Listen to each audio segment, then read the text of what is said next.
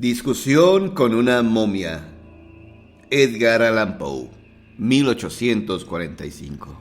No había yo emitido aún mi tercer ronquido cuando alguien tocó con furia el timbre de la puerta y luego comenzó a golpear con impaciencia en la aldaba, lo que me despertó de inmediato. Al siguiente minuto, mientras yo todavía estaba frotándome los ojos, mi esposa puso frente a mí una nota de mi viejo amigo, el doctor Ponnonner, que decía así: Mi querido amigo, le pido que venga a verme en cuanto reciba esta nota. Venga y ayúdenos a regocijarnos. Por fin, después de una larga batalla llena de insistencia y diplomacia, he logrado el consentimiento de los directores del museo de la ciudad para examinar la momia. ¿Usted sabe cuál? Tengo su permiso para quitarle las vendas y abrirla, si es lo conveniente. Solo algunos amigos estarán presentes. Usted, por supuesto. La momia está en estos momentos en mi casa y comenzaré a quitarle la venda a las 11, esta noche. Atentamente, Ponnonner. Para cuando llegué a la casa de Ponnonner, me pareció que estaba tan despierto como cualquiera necesitaría estarlo. Había saltado de la cama, extasiado, derribando todo a mi paso. Me vestí con una rapidez realmente maravillosa y me puse en camino a máxima velocidad en dirección de la casa del doctor. Ahí encontré reunida una compañía muy ansiosa. Todos me habían estado esperando con gran impaciencia. La momia estaba tendida sobre la mesa del comedor y en cuanto entré, comenzó el examen. La momia era una de un par que el capitán Arthur Sabretas, un primo de Ponnonner, había traído hacía varios años desde una tumba cerca de Eleítías, en las montañas de Libia, a una distancia considerable por encima de Tebas en el Nilo. Las grutas en aquel sitio, aunque menos magníficas que los sepulcros tebanos, tienen un mayor interés, ya que proporcionan ilustraciones más numerosas de la vida privada de los egipcios. Se decía que la cámara de la que nuestro espécimen había sido tomada era rica en ese tipo de ilustraciones. Sus paredes estaban totalmente cubiertas con frescos y bajos relieves, y las estatuas, vasijas y trabajos en mosaicos con elaborados patrones indicaban la enorme riqueza del difunto. El tesoro se había depositado en el museo, precisamente en las mismas condiciones en las que el capitán Sabretas lo había encontrado, es decir, no se había perturbado el ataúd. Durante 8 años había permanecido así, sujeto solo a la inspección pública externa. Por tanto, ahora teníamos la momia completa a nuestra disposición, y para aquellos que estaban conscientes de lo raro que es encontrar riquezas intocadas de este tipo, provenientes de la antigüedad en nuestras costas, será evidente de inmediato el que no dejásemos de congratularnos por nuestra buena suerte. Al acercarme a la mesa, vi en ella una caja grande o estuche de unos 2 metros de largo y tal vez un poco más de 1 metro de ancho, por unos 60 centímetros de profundidad.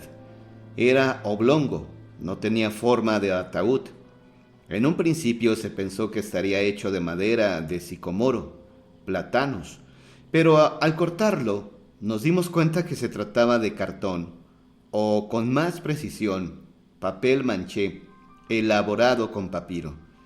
Estaba sumamente ornamentado con pinturas que representaban escenas funerales y otros ritos de los dolientes, distribuidas entre los cuales, en una gran variedad de posiciones, estaban ciertas series de jeroglíficos que de seguro representaban el nombre del difunto.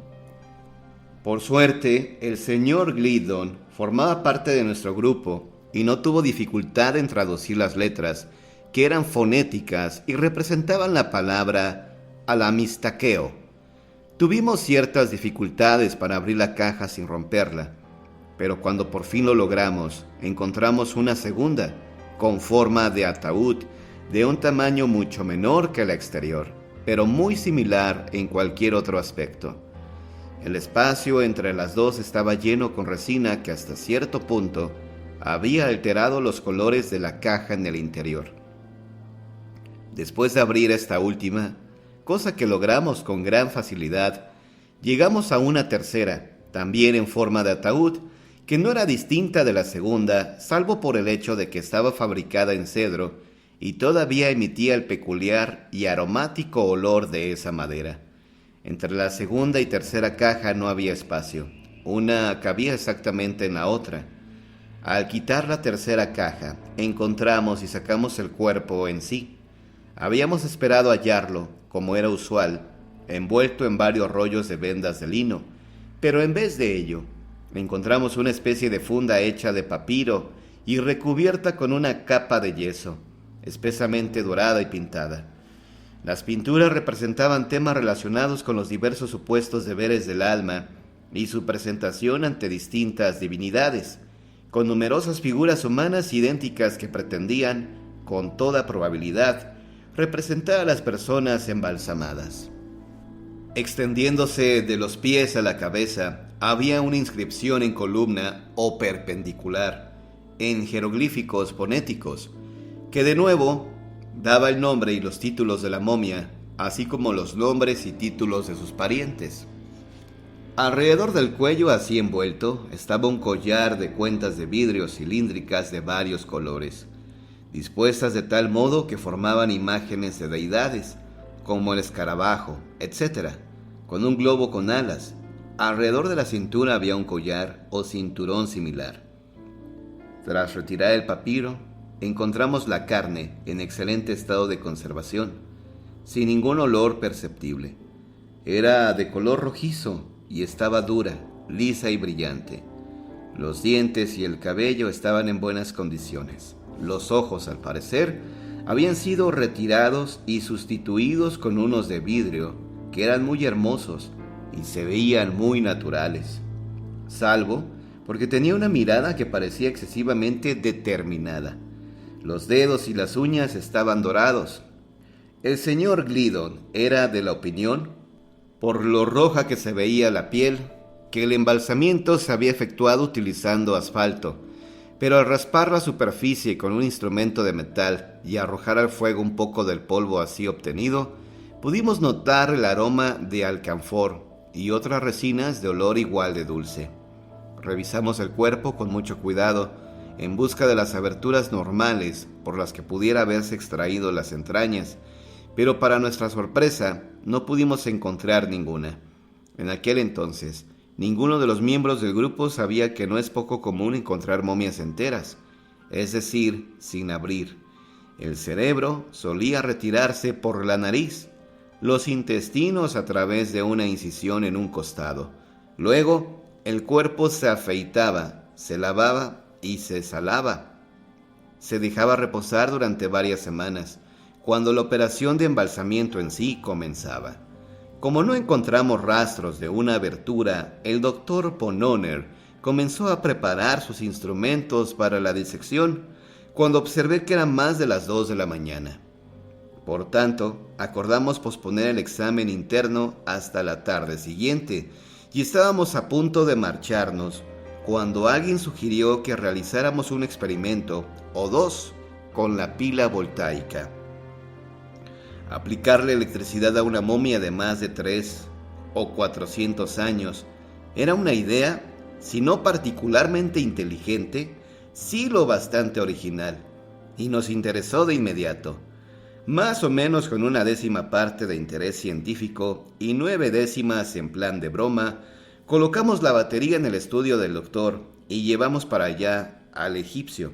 Tuvimos muchos problemas para lograr exponer algunas zonas del músculo temporal que parecían menos rígidas que otras partes del cadáver, pero que, como habíamos anticipado, por supuesto, no dieron ninguna indicación de poder galvanizarse cuando se pusieron en contacto con el cable.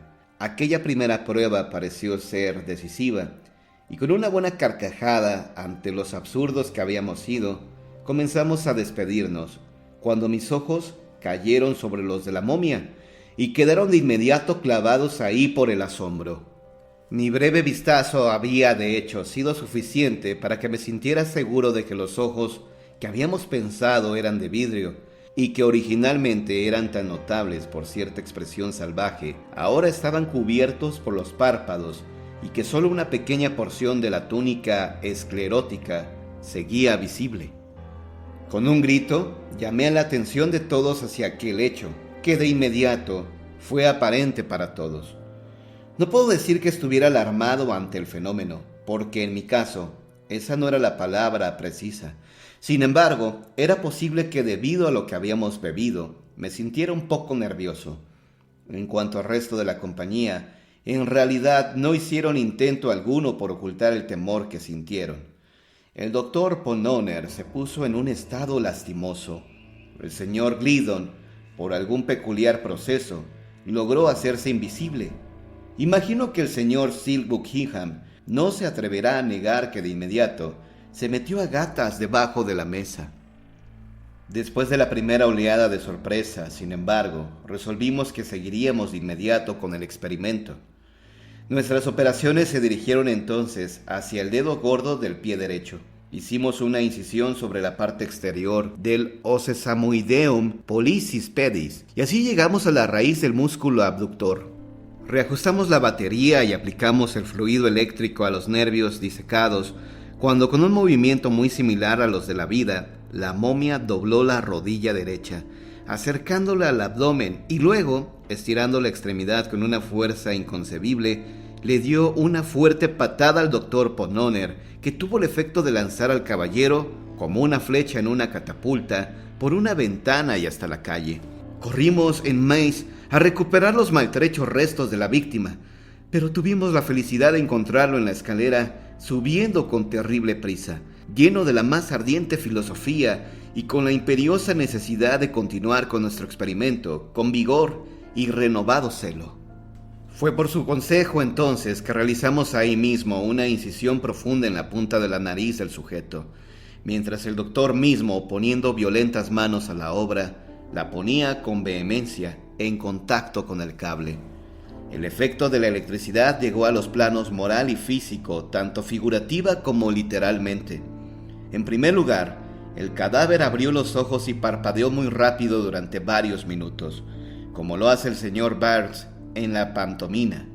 En segundo lugar, estornudó y en tercero, se sentó.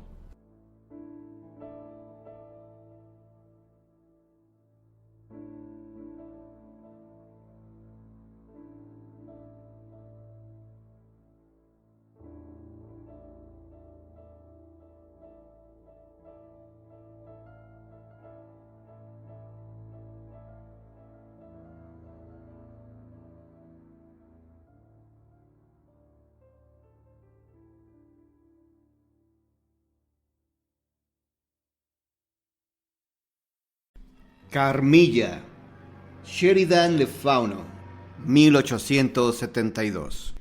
Los ojos del viejo general estaban fijos en el suelo, cuando se inclinó con la mano sobre la base del destrozado monumento.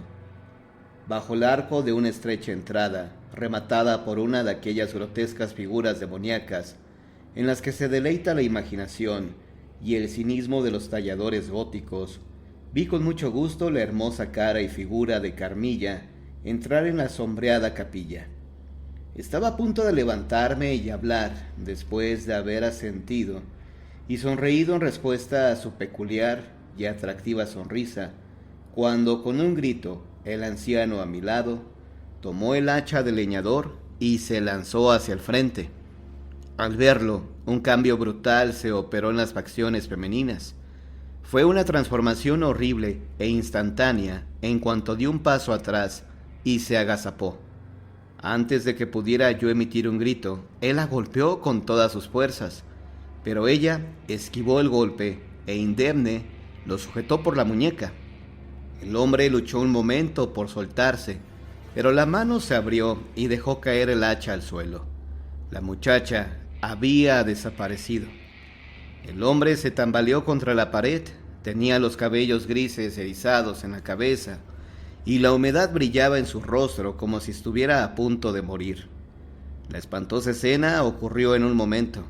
Lo primero que recuerdo después es que Madame se encontraba frente a mí. repitiendo impaciente la misma pregunta una y otra vez. ¿Dónde está Madame Carmilla? ¿Dónde? No sé, respondí por fin. No estoy seguro. Se fue por allá, y señalé la puerta por la que Madame acababa de entrar hace apenas 1 minuto o 2. Pero he estado ahí parada en el pasaje desde que Madame Carmilla entró y no ha salido. Entonces ella comenzó a llamar a Carmilla por cada puerta y pasaje y desde cada ventana, pero no obtuvo respuesta. ¿Les dijo que se llamaba Carmilla?, preguntó el general todavía agitado. Carmilla, sí, respondí. Sí, dijo él, es Millarca, es la misma persona que hace tantos años se llamó por muchos otros nombres. Mircalla, Condesa Karnstein. Márchate de este sitio maldito. Márchate tan rápido como puedas. Vete a la casa del párroco hasta que regresemos. Solo ahí estarás segura. Márchate. No busques más a Carmilla, porque no verás su rostro nunca más. Mientras hablaba, uno de los hombres de aspecto más extraño que yo haya visto entró en la capilla por la puerta por la que Carmilla había hecho su entrada y su salida. Era alto, de pecho estrecho, encorvado, con hombros altos y vestido de negro. Su rostro era seco y moreno, con profundas arrugas. Llevaba puesto un sombrero de forma extraña, de ala ancha. El cabello largo y grisáceo le llegaba hasta los hombros. Usaba unos anticuados anteojos dorados y caminaba con lentitud, arrastrando extrañamente los pies, con el rostro a veces vuelto hacia el cielo y otras inclinado hacia el suelo. Con una sonrisa que parecía eterna, los largos y delgados brazos se balanceaban a los lados del cuerpo y las manos esqueléticas, enfundadas en unos viejos guantes negros demasiado grandes, saludaban y gesticulaban en total abstracción. «El hombre a quien quería ver», exclamó el general, y se adelantó con evidente alegría. «Mi querido varón, qué contento estoy de verlo. No esperaba reunirme con usted tan pronto». Le hizo una señal a mi padre, que para entonces ya había vuelto, y guió al fantástico caballero al que llamaban varón para que se reuniera con él, y se lo presentó formalmente. De inmediato comenzaron una seria conversación. El extraño sacó un rollo de papel de su bolsillo y lo extendió sobre la gastada superficie de una tumba cercana. Tenía en los dedos un lápiz con el que trazó líneas imaginarias de un punto al otro del papel, que por el hecho de que con frecuencia se volvían desde él hasta ciertos puntos del edificio, concluí que se trataba de un plano de la capilla. Acompañó aquella, llamémosle, conferencia, con ocasionales lecturas de un libro pequeño y sucio, cuyas páginas amarillentas estaban cubiertas por una letra compacta. Deambularon juntos, conversando por el pasillo lateral, frente al sitio donde yo me encontraba. Luego comenzaron a medir distancias en pasos, hasta que finalmente todos estuvieron frente a una pared que comenzaron a examinar con gran detalle. Le quitaron la hiedra que la cubría y le dieron golpecillos al yeso con el extremo de sus bastones, raspando aquí y sonando allá. Por fin descubrieron la existencia de una ancha placa de mármol en la que estaban talladas letras en relieve. Con la ayuda del leñador, que regresó pronto, dejaron al descubierto una monumental inscripción y un escudo de armas tallado junto con ella. Resultaron ser los de largo tiempo perdido monumento de Mircalla, Condesa Karnstein. El anciano general, aunque me temo que no era muy dado a rezar, levantó las manos al cielo en mudo agradecimiento por algunos instantes. «Mañana», le oí decir, «el comisionado estará aquí, y la indagación se llevará a cabo de acuerdo con la ley». Luego se volvió hacia el anciano de los lentes de oro, al que ya he descrito, y le estrechó calurosamente las 2 manos, diciendo: «¿Cómo puedo agradecérselo? ¿Cómo podemos todos darle las gracias? Ha librado a esta región de una plaga que ha asolado a sus habitantes durante más de un siglo. ¡Por fin! ¡Por fin se ha encontrado al espantoso enemigo!». Mi padre se llevó al extraño a un lado y el general lo siguió. Yo sabía que se lo había llevado donde yo no pudiera oírlos y que era posible que le relatara mi caso. Los vi dirigir hacia mis frecuentes miradas conforme la discusión continuaba.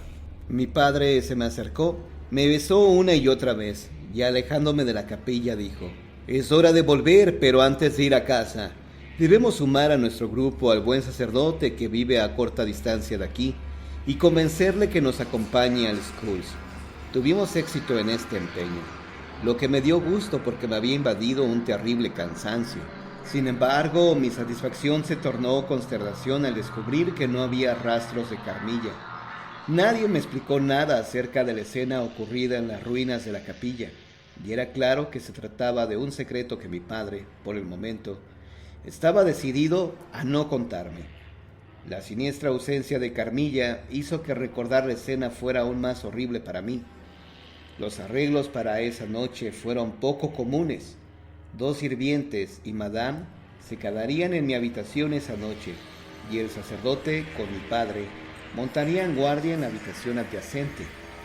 El sacerdote había llevado a cabo ciertos ritos solemnes esa noche, cuyo propósito no comprendí más de lo que entendía la razón de aquellas extraordinarias precauciones, tomadas por mi seguridad durante la hora del sueño. Todo me quedó claro unos días más tarde. La desaparición de Carmilla fue seguida por la descontinuación de mi sufrimiento nocturno. Sin lugar a dudas, han escuchado de la terrible superstición que prevalece en la Alta y Baja Estiria, en Moravia, Silesia, en la Serbia turca, en Polonia y hasta en Rusia. La superstición, porque así debemos llamarla, del vampiro. Si el testimonio humano, tomado con todo tipo de cuidado y solemnidad judicial, ante innumerables comisiones, cada una consistente de muchos miembros, todos bien elegidos por su integridad e inteligencia, y los informes constituyentes más voluminosos que existen sobre estos, más que sobre otra clase de casos, vale algo.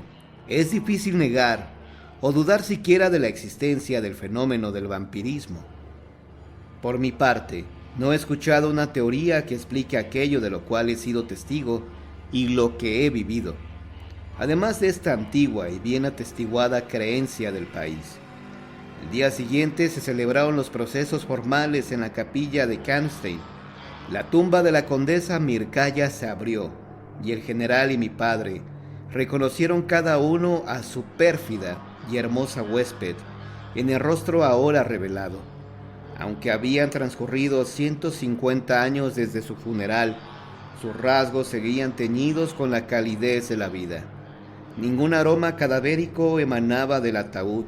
Los 2 médicos, uno presente en calidad oficial y el otro como parte de los que promovían la investigación, atestiguaron el hecho maravilloso de que se apreciaba una débil pero evidente respiración y una acción correspondiente del corazón y los pulmones.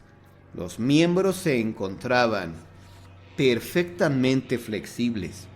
La carne era elástica y el ataúd recubierto de plomo flotaba con sangre. Ahí estaban, pues todos los signos admitidos y pruebas del vampirismo.